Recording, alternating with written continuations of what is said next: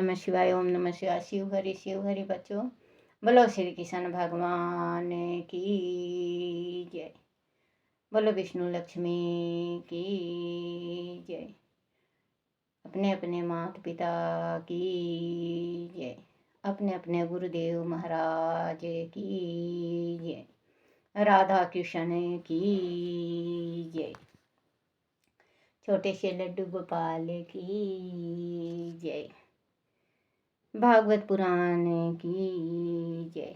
भागवत पुराण में 20वां अध्याय अन्य 6 द्वीपों और अन्य लोकों के पर्वतों का वर्णन। श्री सुखदेव जी कहते हैं, हे राजन, आप परिमाण, लक्षण और स्थिति के अनुसार द्वीपों का वर्णन किया जाता है। जिस प्रकार मेरू पर्वत जम्बू द्वीप से घिरा हुआ है, उसी प्रकार जम्बू द्वीप भी खारे समुद्र से घिरा हुआ है। वह खारा समुद्र भी अपने से दूने विस्तार वाले लक्षद्वीप से घिरा हुआ है। जम्बू द्वीप में जितना बड़ा जामुन का पेड़ है, उतने ही विस्तार वाला वह सुवर्णमय पलाक्ष पाकर का वृक्ष है। भाव वही है कि जम्बू द्वीप में जामुन के पेड़ों की बहुतायत है और पलाश द्वीप में पलाश पाकर के वृक्षों की भरमार है। पलाक्ष द्वीप में 7 जीभा वाले अग्नि देव विराजते हैं। इस द्वीप के अधिपति राजा प्रियव्रत के पुत्र महाराजा धीराज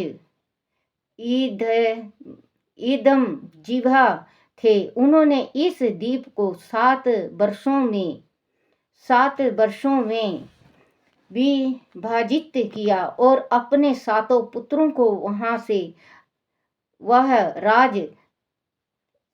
को वह राज सौंपकर स्वयं विरक्त हो वन में साधना करने चले गए। वह वर्षों के नाम शिवा, यवन, सुभद्रा, शांता, क्षेमा, अमृत और अभय हैं। वह अनेक पर्वत और नदियां हैं, जिनमें मणिकूट, ब्रजकूट, इंद्रसेन, ज्योतिषमान, सुवर्ण, हिरण्यशिठुआ और मेघमाला नाम के 7 पर्वत हैं। 7 ही नदियां अरुणा,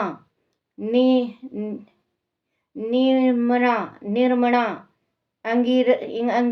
अंगिरासी, सावित्री, सुप्रभात,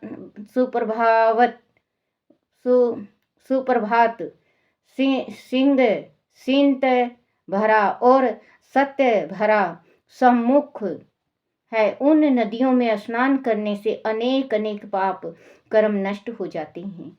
वह 4 वर्णों के लोग निवास करते हैं। हंस पतंग, उदयन और सत्य याग। उनकी आयु 1000 वर्ष की होती थी। इनमें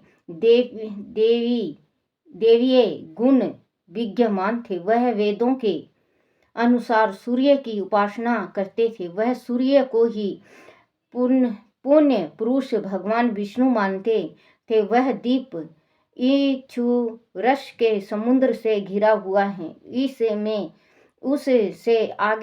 उससे भी दुगने परिणाम वाला सालाए द्वीप है। सालाए द्वीप मदिरा के सागर से घिरा हुआ है। उसमें सलायसी सेमर के वृक्ष की बहुत यता है। कहते हैं कि वह स्थान पक्षी राज गरुड़ का निवास स्थान रहा है। इस द्वीप के अधिपति महाराज प्रियव्रत के पुत्र महाराज यक्ष बहु थे। उन्होंने भी इस द्वीप के 7 भाग सुरोचन, सोमनैस, रमणक, देवरस, परिभद्र, अपलायन और अभिज्ञाता नाम से किए और उन्हें उन्हीं नाम वाले अपने पुत्रों को सौंप दिया। इनमें भी 7 वर्ष पर्वत और 7 नदियां प्रसिद्ध हैं। पर्वतों के नाम सवरस, सत्यसिंगा, वामदेव, कुंद, मुकुंद, पुष्पवर्षा और सहस्त्र ऋतु हैं और नदियों के अनुमति सीनी वाली सरस्वती, कुहू, राजनी, नंदा और राका नाम प्रसिद्ध हैं। इन वर्षों में 4 वर्णों के लोग रहते हैं जिन्हें ऋतुधर, वीर्यधर, वासुधर और ईशधर कहा जाता है। वह लोग चंद्रमा की उपासना करते हैं। इस प्रकार मदिरा के समुद्र से आगे सब उससे भी दूर आकार का कुश द्वीप है। वह द्वीप घृत के समुद्र से घिरा हुआ है। इस द्वीप में कुशों की बहुत यता है।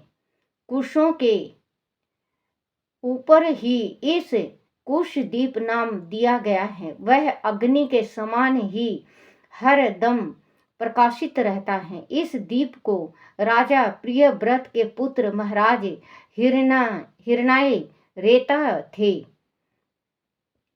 उन्होंने इस द्वीप के 7 विभाग किए और उनमें अपने 7 पुत्र वासुदान, दूढ़, रुचि, नाभिगुप्त, सतु, तवव्रत, विविक्त और वामदेव को बसाकर स्नित तप करने चले गए। इस द्वीप में उन 7 क्षेत्रों की सीमाएं 7 प्रकार 7 पर्वत, चक्र, चतुशिंगा, कपिल, त्रिकूट,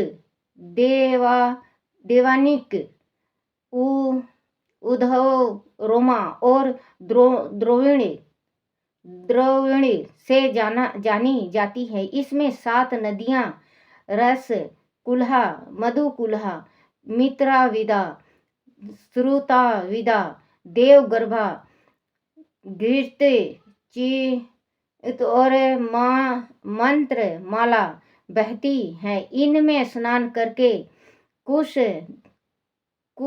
देवासी, कुश, गोविद, अभियुक्त और कुलक वर्ण के लोग अग्नि रूप श्री हरि का पूजन करते हैं। राजन, घृत समुद्र से आगे उससे दुगनी परिधि वाला क्रोच द्वीप है। वह दूध के समुद्र से घिरा हुआ है। इसे क्षीर सागर भी कहते हैं, जो श्री विष्णु का स्थान है। वहाँ समुद्र से क्रोच कहते हैं, जो श्री विष्णु का स्थान है। वहाँ क्रोच नाम का एक बड़ा पर्वत है जिसके नाम पर इस द्वीप का नाम रखा गया है। कहते हैं कि पूर्व काल में स्वामी कार्तिकेय जी के शस्त्र प्रकार से इसका कटी प्रदेश और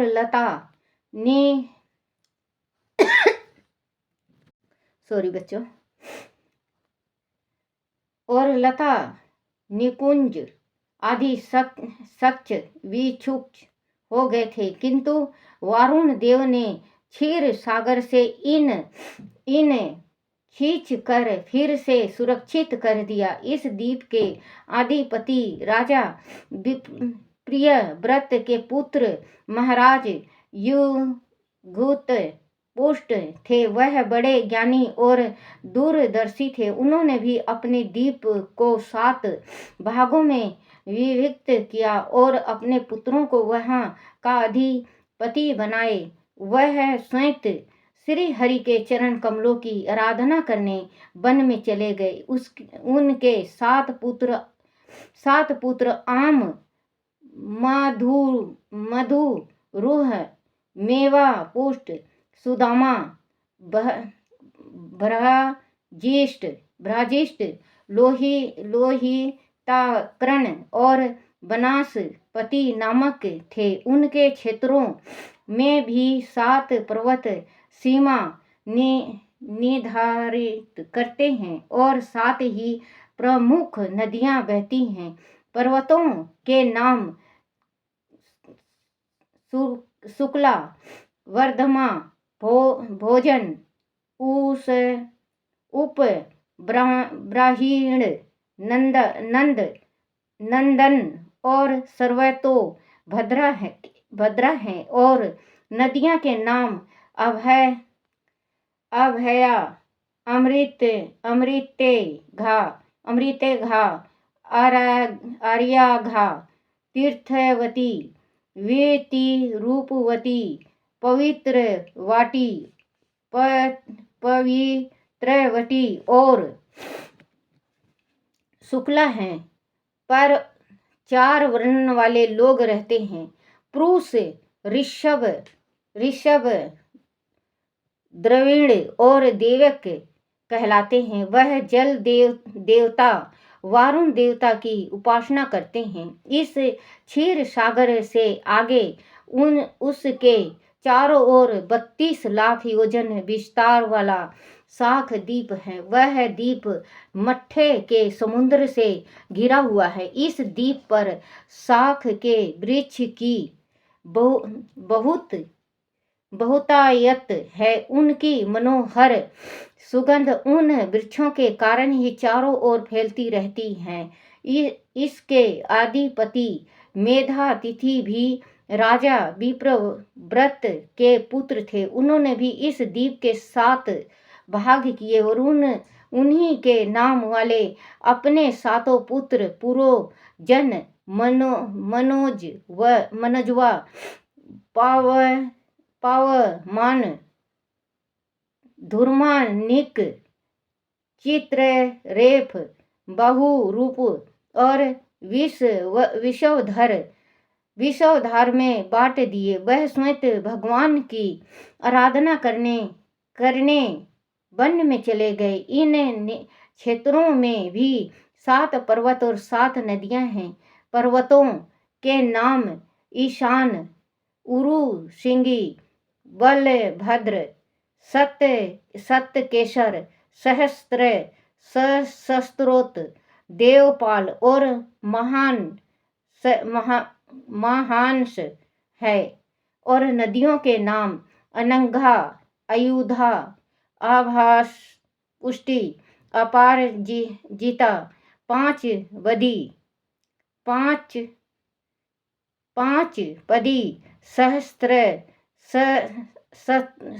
शस्त्रतुई और निज दीति है। इस व्रत में ऋतु व्रत, सत्य व्रत, दान व्रत और अनुव्रत नाम के 4 वर्ण के यह सभी आयु रूप श्री हरि की आराधना करते हैं। आयु भगवान द्वारा वह प्राणों की रक्षा की कामना करते हैं।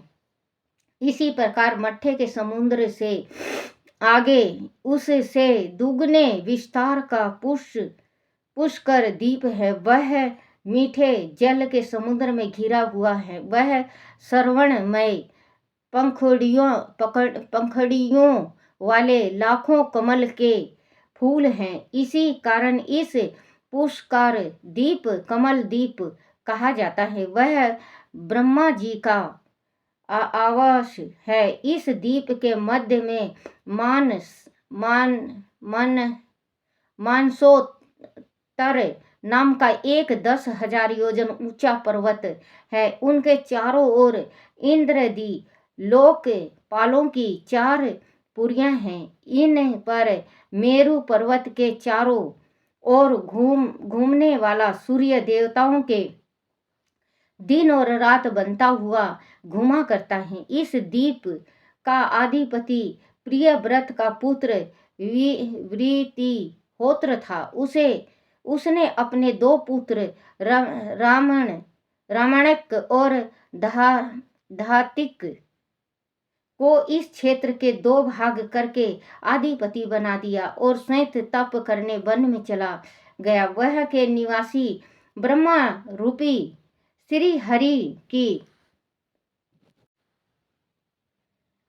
उपासना करते हैं। राजन, इससे आगे लोकालोक नाम का पर्वत है। वह पृथ्वी के सब ओर सूर्य और चंद्र से प्रकाशित होते हैं। उससे आगे स्वर्णमयी भूमि है जो दर्पण के समान स्वच्छ है। वह देवगण रहते हैं। लोकालोक पर्वत इतना ऊंचा और लंबा है कि उसके एक ओर से तीनों लोकों को प्रकाशित करने वाली तथा ध्रुव लोक तक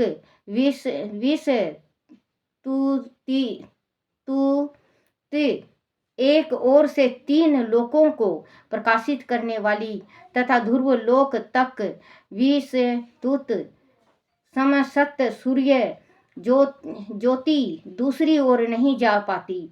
हे राजन, प्रणाम लक्ष्य और शीतल के अनुसार विद्वानों ने उन संपूर्ण लोकों का इतना ही विस्तार बताया है। वह समस्त भूमंडल 50 करोड़ योजन है। इसका चौथाई भाग अर्थात 12.5 करोड़ योजन विस्तार लोकालोक पर्वत का है। इसके ऊपर चारों दिशाओं में समस्त संसार के गुरु स्वयंभू ब्रह्मा जी ने संपूर्ण लोकों की स्थिति के लिए त्रसभ पुष्कर चूड़ वामन और अपारजिता नाम के 4 गजराज नियुक्त किए हैं। श्री हरि अपने प्रसादों के साथ उन सभी पर्वतों पर विराजते हैं। इन लोकों से आगे शून्य अंधकार में योगेश्वरों की ही गति हो सकती है। हे राजन, स्वर्ग और पृथ्वी के मध्य जो ब्रह्मांड का केंद्र है वही सूर्य की शीतलती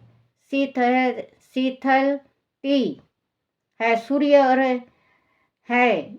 सूर्य इस अचेतना अंडे में विराज रूप से विराजते हैं। इसी में उन्हें मार्तंडे कहा जाता है। वह ज्योतिर्मय हिरण्मय ब्रह्मंडल से प्रकट हुए हैं। इसीलिए उन्हें हिरण्यगर्भ भी कहा जाता है। सूर्य की ही दशा आकाश, भूलोक, अंतरिक्ष, भूलोक, स्वर्ग और मोक्ष प्रदेश, नरक, पातक और रसातल समस्त भोगों का विभाग करती है। सूर्य ही देवता नित्य कर मनुष्य सारी सीप और लता वृक्ष आदि समस्त जीव समूह के आत्मा और नेत्रों के अधिष्ठाता है। वह ही श्री हरि हैं और यज्ञ पुरुष हैं। बोलो श्री कृष्ण भगवान की जय। बोलो श्री कृष्ण भगवान की जय। 21वां अध्याय सूर्य का रथ और उनकी गति का वर्णन। श्री सुखदेव जी ने कहा, हे राजन, सूर्य की गति 2 दिशाओं में राशियों के अनुसार घटती बढ़ती रहती है। सूर्य जब उत्तरायण रहता है तब ग्रीष्म ऋतु रहती है और जब दक्षिणायन रहता है तब शिशिर ऋतु रहती है।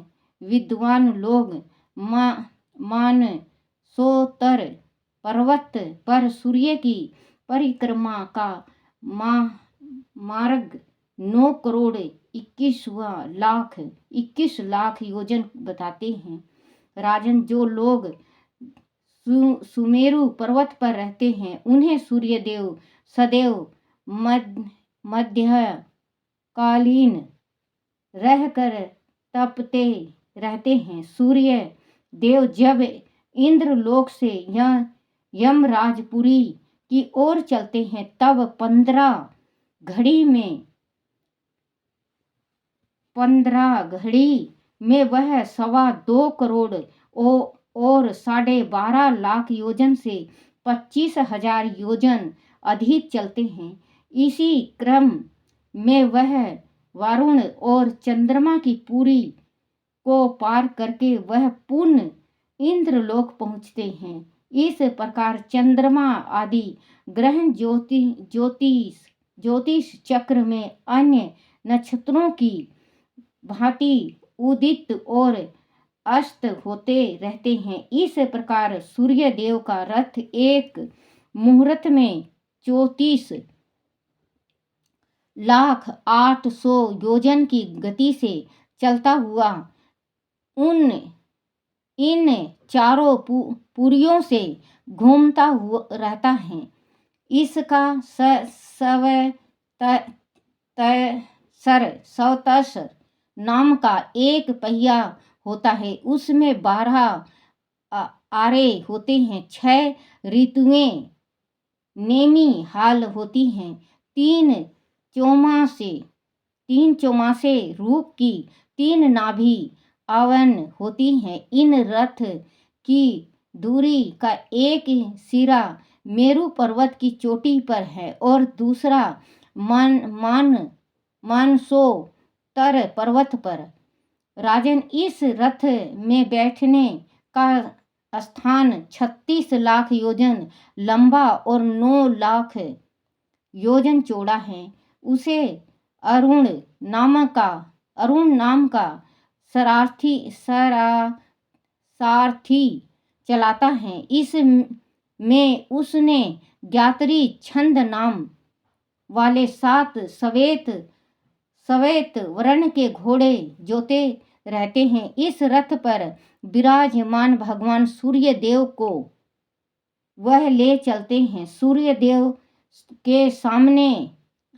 देव सामने की ओर मुंह करके ही सदैव बैठते हैं। 8,000 ऋषि सूर्य की नित्य उपासना करते हैं और स्तुति गान करते हैं। उसके अतिरिक्त जोड़ों के रूप में ऋषि गंधर्व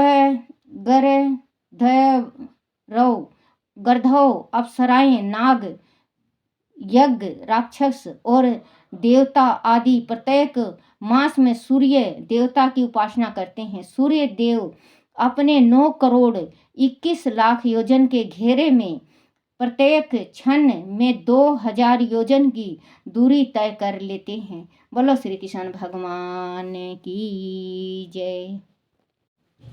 श्री कृष्ण गोविंद हरे मुरारी, हे नाथ नारायण वासुदेवाय। श्री कृष्ण गोविंद हरे मुरारी, हे नाथ नारायण वासुदेवाय। हे नाथ नारायण वासुदेवाय। हे नाथ नारायण वासुदेवाय।